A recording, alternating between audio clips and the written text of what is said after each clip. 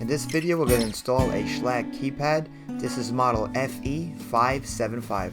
So here we have the Schlage keypad, and these instructions are going to be the same for basically any Schlage keypad like this. Here you see on the back we have the battery. That's important that you put that battery in there prior to installing it, or else you're not going to be able to program the codes. So now that the battery is in there, we're going to go ahead and proceed with removing the old doorknob, which is right here, and we're going to remove this. And you can see these screws here. That's basically all it is, 2 screws. We're going to remove those, and that's what I'm doing here. So once we get this old knob out, we're going to go ahead and install the new Schlage keypad. So basically what I'm doing here is just removing these screws that you see here. Very easy to do. Note that I'm going to keep the old striker, which is this right here, since it matches the lock.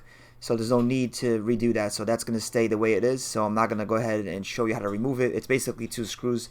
That's going to stay in place. So here I'm loosening the screws on this knob. And once this is out, we're going to go ahead and remove the latch as well. Again, this is very easy to remove, as you see here. Just basically 2 screws. And you can see the old knob is here. And now we're going to go ahead and remove the latch. Again, just 2 screws on this latch. Remove the screws and then just go ahead and pull it out of the door like I'm going to do here. So you might want to grab it from the back and then just pull it out just like that. The way that we're removing this old knob is basically the same way that we're going to install the new Schlage keypad. So you're just going to do the reverse once you install it. So here's the keypad, the new keypad, and you can see how it fits together, and that's how we're going to install it. It's really straightforward to install this keypad, to install this lock. The first thing we're going to do is go ahead and put the new latch in the door, and again 2 screws hold it in place. We're going to go ahead and screw it in there, and that's the first thing that we want to do before we do anything. So we want to make sure that that latch, that new latch, is on the door and it's secured by the 2 screws that you see here. It's very important that the latch is nice and leveled on the door. Also make sure the smooth side of the latch is facing the striker plate. Now that we have our latch secure, we're going to go ahead and put the keypad through it. And you can see where the keypad goes. It basically goes through that hole on the latch, and it really only wants to go to that hole. And once it's in there, you'll see that it's nice and snug. You're going to go ahead and put the backside to it. And the backside, you can see here, it's going to take 2 screws.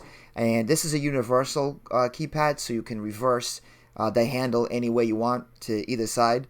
And what you're going to see here, I'm going to go ahead and put these screws here so it's going to hold the keypad in place. Now, I will be making a mistake here. Once I put these screws in here, I realized that the way I did this, that the lever is not going to be facing the right way. So we're going to go ahead and install this, and then I'm going to show you what I'm talking about. But again, here as well, it's 2 screws that are going to hold the whole lock mechanism in place together against the door.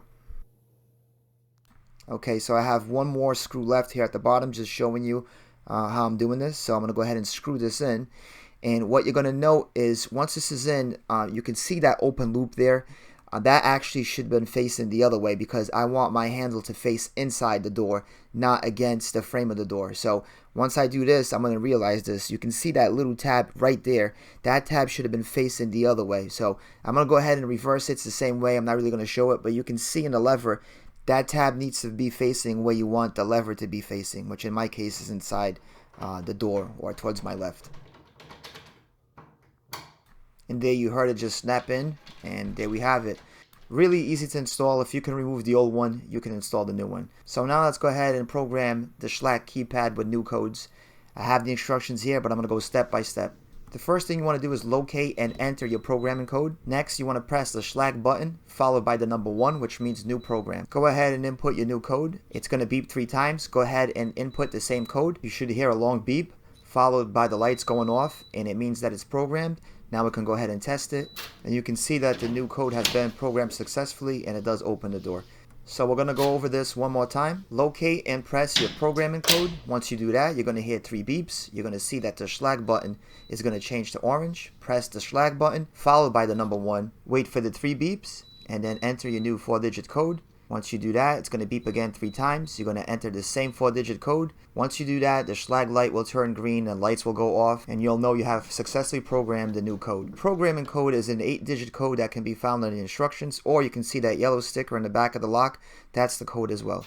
Now it's important before you program this keypad that you have either the key with you or that you know what the programming code is, because if you close the door and you have the instructions on the other side, you're not going to be able to program it. And you can see the lever on the inside, by the way. You don't need any kind of code. It just opens from the inside.